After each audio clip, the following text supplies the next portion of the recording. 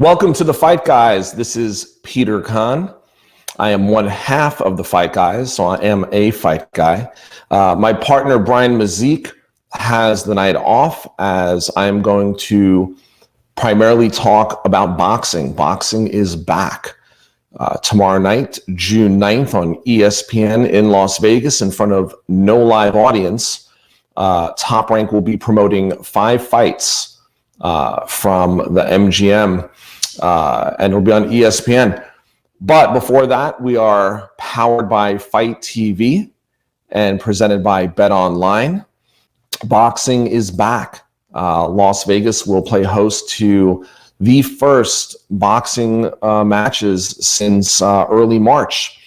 In fact, Shakur Stevenson was supposed to fight in March. He is the main event against Felix Caraballo on tomorrow night's fights. He was going to be the main event in March. I could be wrong. It might have been March 14. I'm not even sure anymore. It seems like an eternity ago since we went from a couple of weeks to shelter in place to quarantine to here we are almost 3 months later. So he's back in action. Top Rank has taken great measures for the safety of the participants, the production staff, all the teams, everyone involved. They've created what they've called the bubble. They've even they've hired 2 of the top cutmen in the business, Jacob Stitch Duran and Mike Basil, who are going to be the resident cutmen. So they are already in the bubble. And when the fighters arrive, basically what they do is they go through COVID-19 testing protocol. Fighters in their camps arrive. The first thing they do is check in. They then go to get tested. From what I've been told, they're doing the throat swab, and they then have a 4-hour holding period where they can't leave the testing area. And upon a negative result, they are basically allowed to stay in that bubble and just be able to then get ready for the fight. If they test positive, they're then taken off property and then they're put into a quarantine situation where they basically, I believe it's for 2 weeks. So look, the big news going into tomorrow night was everything was in place, everything was ready to go. And the co-feature, the semi on television, which was going to feature female fighter Michaela Mayer, former U.S. Olympian, against very tough opponent and veteran Helen Joseph. Now, that was going to be basically my fight of the night. That was the fight that I was most interested in watching. I wrote about it just like Brian Mazique. I am also a contributor for Forbes. And I wrote a story yesterday basically talking about there not being much line value for sports bettors. And I talked about this fight being the only fight, if you were going to look for underdog value, you might consider taking Helen Joseph. But it doesn't matter because they're not fighting, because the testing protocol worked. And it's interesting to note that Mayer's coaches, Al Mitchell and Kay Koroma, they tested negative. So who knows? Maybe this happened en route, but nonetheless, she's off the card, which leaves us with one less fight. So what I'm going to do is going to give you my preview on each fight. I'm going to give you my pick as it relates to the sports betting angle, and I'm going to give you my prediction. But I'm warning you, okay? Look, Top Rank went to great lengths to get boxing back. We've all given Dana White and the UFC credit for keeping the show going. From what we understand, maybe a couple of positive tests over 5 or 6 shows now. Combat sports fans and sports fans, in general, we're grateful to see some fighting taking place again on television. So give Top Rank credit, right? They came up with a plan to get boxing going. The Nevada Commission approved it. And here we are, basically, leaving where we left off with Shakur Stevenson. And so while these fights might not be the most competitive this Tuesday and Thursday, take into consideration that everyone has been sheltering in place. Gyms have not been open. You know, being in shape and being in fighting shape are two completely different things. You can run all you want. You can shadow box all you want. But until you get in the gym and you work on your timing and you have the proper time to spar and build up to the amount of rounds that you could potentially be fighting in your fight, you're not in fighting shape. So, you know, you got to give these guys a lot of credit. Shakur had been training for an opponent that he doesn't even know who he was going to be fighting. Everybody was going to be taking this on short notice, as are all of the fighters on this card. Now, granted, two of these fights are heavyweight fights, so they didn't really have to make weight. But then the other three remaining fights, you know, these fighters had to really figure out how to get themselves in fighting shape in short order. And also keep in mind that a lot of the opponents that would be reputable opponents that would be available, right, in the top 20, top 30, top 50, whatever that is. Look, some of them can't even leave their country. So some of them haven't been able to leave their, you know, to leave their country to come here, let alone get in the gym and train. So with that being said, you know, I would just set your expectations. Be happy that boxing is back. Be happy that we have this new normal where we're going to be able to see guys fighting again. I'm sure we're going to find some upsets along the way here in the early going. So like I said, Top Rank is going to be broadcasting shows every Tuesday and Thursday throughout June and July. And, you know, look, let's just let it start, let it ramp up. And I have a feeling that now with these fighters that are getting more advanced time, gyms are opening up. I think what we're going to end up seeing is some very competitive fights with fighters that are hungry to get in there. So with that being said, let's go through this card. And I'm just going to start with heavyweights Guido Vianello. Vianello, 2016 heavyweight Olympian from Italy. He's fighting Don Hainsworth. Now, right now, I'll just let you know that Vianello is a minus 5,000 favorite, meaning basically bet 5,000 to win 100. And Hainsworth is at plus 1,200, which is bet 100 to win 1,200. Look, I will try to keep this, you know, as simple as I can here. Vianello 6-0, 6 knockouts. In fact, let me see. Okay, so he's never gone past 3 rounds, where Cassius Anderson basically retired after 3 rounds. Vianello's 26 years old. You know, Hainsworth is just at 16-3. He basically 2 out of his last 5 fights he's lost, and both of those were 3rd round TKO losses. He has experience. He's 37. Look, not horrible here, right? It's going to definitely be a step up for Vianello, but there's absolutely no line value in this fight. I would like to drone on and on and on for you and tell you, some sort of matchup that I can tell you here, but it's just, there's just not much for me to talk about. So look, Vianello is going to win this fight. It's just a matter of when. Is he going to get his 7th knockout in his 7th fight? I don't know. I would imagine he is. This is actually scheduled for 6 rounds. I don't think this fight's going the distance. I've seen Vianello twice in person. He is an imposing guy at 6'6". He's a real heavyweight. He's a prospect. I don't think he's really entered the contender phase yet. Still has some room to grow. But obviously my pick here is going to be Vianello. I wouldn't recommend putting any money on this fight. If you want to, you can go to Bet Online. You could bet 5,000 to 100. But I would just watch the fight, enjoy the fight, learn something about Vianello as he could become a contender in the near future. Now, the next fight I want to talk about, another heavyweight. So great amateur prospect, or I should say very successful amateur career, and now professional prospect is Jared Anderson. Anderson is already 3-0. He is 20 now. He turned pro at 19. He signed with Top Rank. Look, Johnny Langston is 8-2. 6'1". Anderson's 6'4". He is the new big baby. Anderson's 3 wins thus far have all been by KO in the first round.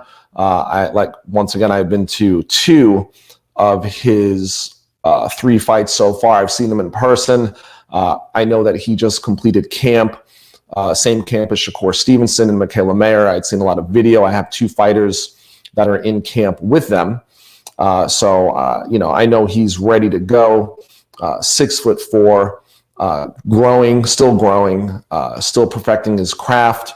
The odds on this bout have Anderson at a minus 6,600. So basically bet 6,600 to win $100, and Langston at plus 1,400. Look, I would love to tell you that I'm familiar with Johnny Langston, but I'm not. Okay, he's 30 years old. He's a southpaw from Sarasota, Florida. Maybe that southpaw stance will be a different look for Anderson, but I just, I don't suspect that to be the case. He doesn't have much power, meaning Langston. He's got 3 KOs in his 8 victories. Primarily, look, the only 2 people with winning records that he's fought, well, I shouldn't say that's 1. Out of all of his fights, he has 1 win against a guy with a winning record. His last 2 losses have come in his last 3 fights, both by decision, and one of those guys was 7-0. Look, this is just a way to keep Anderson busy, keep him moving along. Obviously, like I said, he's 3-0, 3 first-round knockouts. I don't see anything changing in this one. Maybe Langston could hang on.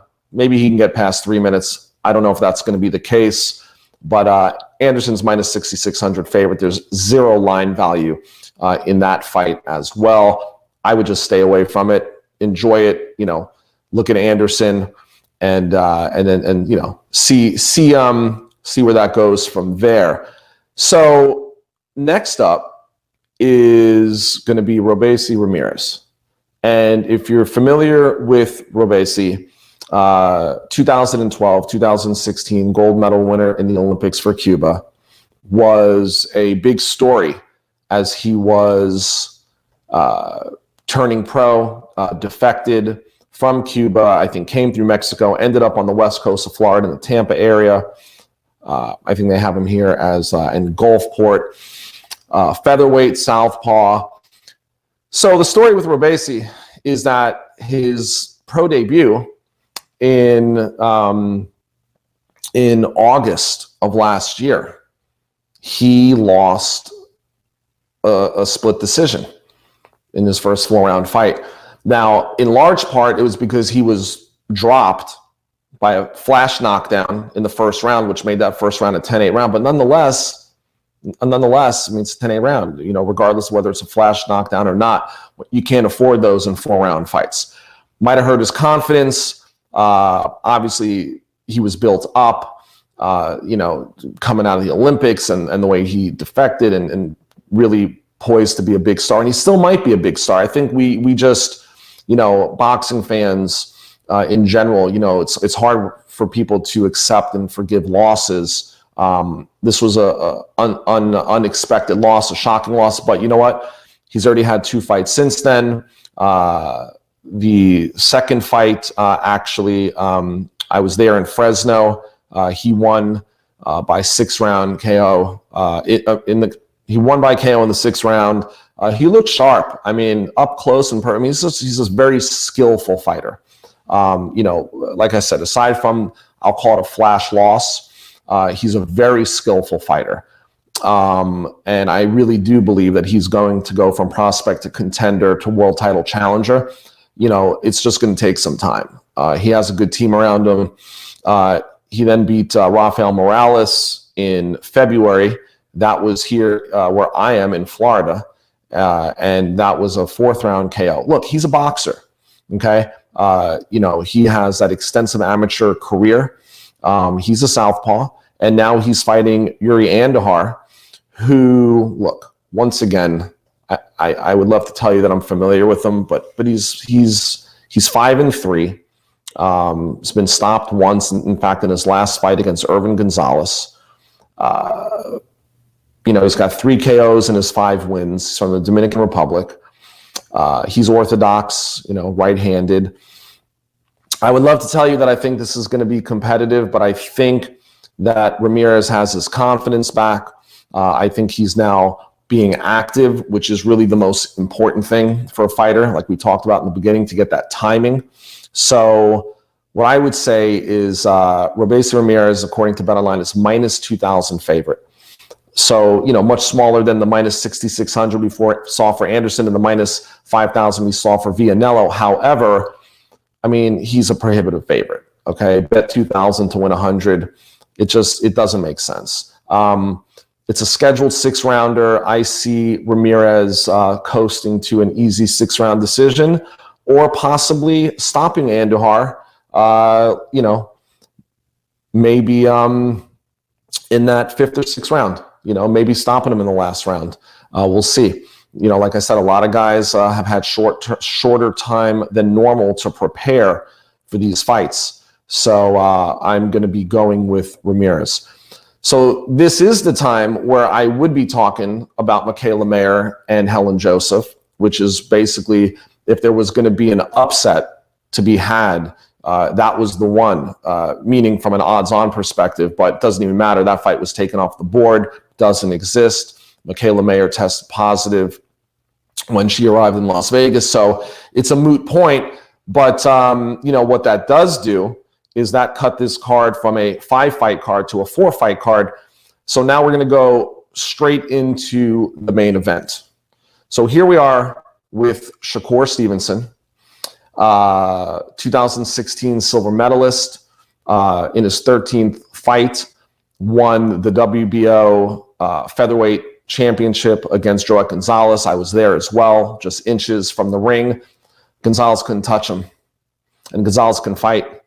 And he just couldn't get his hands on Stevenson. Stevenson is such a slick, skillful, high boxing IQ, southpaw. Like I said, won his world title in his 13th fight. We've heard him talking about lately comparing himself. I'm the next Floyd Mayweather Jr. He might be. He's 22 years old. He's won a world title already. He's moving up to 130 in this fight. And I don't know if that's to test the waters or just really to avoid having to make the weight cut. He does work with perfecting athletes who are the best in the business in assisting athletes in making weight. I know that they're not allowed on property as part of this bubble. No food from the outside is coming in. It's just not the traditional environment. So, maybe that, in addition to the short preparation time, had inspired them to fight at 130. Like I said, they're the experiment, right? They're the first fight back. So, Shakur Stevenson is one of the top, prospect. He's a world champion, but he's just so young and he's done it so quickly. He's a huge favorite in this fight. He's fighting Felix Caraballo, who basically took this fight on 3 weeks' notice. I know this, one of his camp members had messaged me saying that they work out in the same gym as him in Puerto Rico.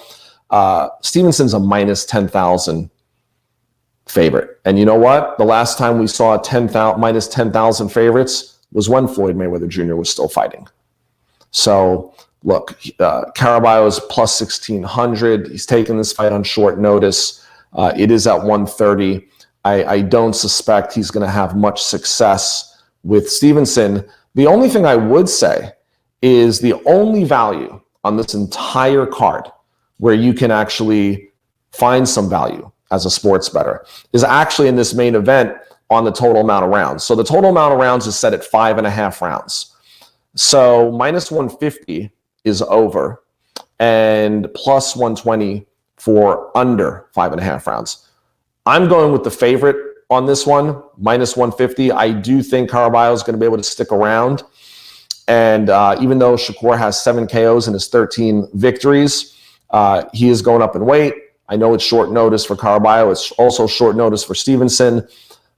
Stevenson's a slick boxer. I think what we're going to see is a 6th or 7th round stoppage, which means at 5.5 rounds, we need it to go a minute and a half into the 6th round.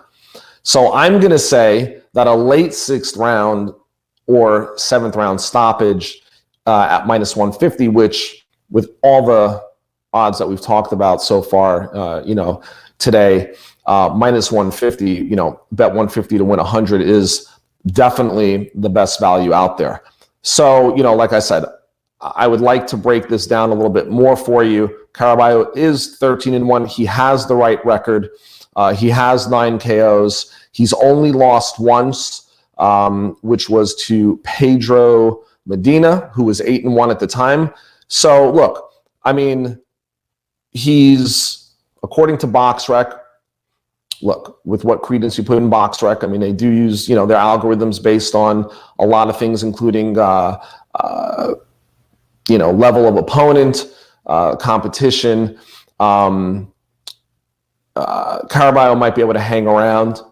He might look to be very offensive-minded. He has nothing to lose. He's coming in here with 0 expectations of winning. He has 70 rounds boxing under his belt. Shakur's got 65 rounds boxing under his belt.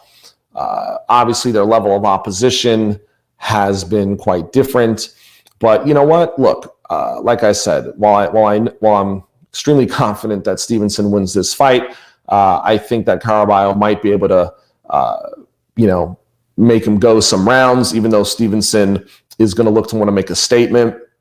I think what's going to happen is he's just going to fight smart, regardless of the situation. And when he has the opportunity to put his foot on the pedal, put his foot on the gas, I think he'll do so midway through that 6th round and close it out toward the end of that 6th round or in the 7th round.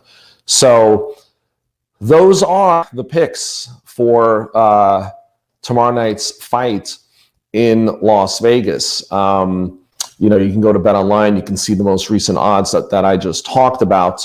But look, give Top Rank credit. They're back in business. No other major promoter has stepped up so far. Meaning, Golden Boy, Matchroom, who else? PBC. None of them have really, come up with a plan. And Top Rank is already out there promoting shows, like I said, every Tuesday and Thursday. So really look at it. You have boxing Tuesday and Thursday, UFC on Saturday. I mean, combat sports is full throttle. So with that being said, whatever you choose to do with these picks, bet responsibly. Like I mentioned, if you're watching us on Fight TV, please go and subscribe to the Fight Guys on YouTube. If you're watching us on YouTube, make sure you subscribe. Make sure you hit for those notifications so that you can find out we're dropping videos every single day. And, we'll be back tomorrow with some videos. And then Wednesday, I think we're going to be previewing Saturday's UFC show in addition to Thursday's fights. And we just got a lot planned. You know what? Just subscribe. Make your life easy. Subscribe, get the notifications. We'll keep you up to date. I appreciate you watching, and see you next time.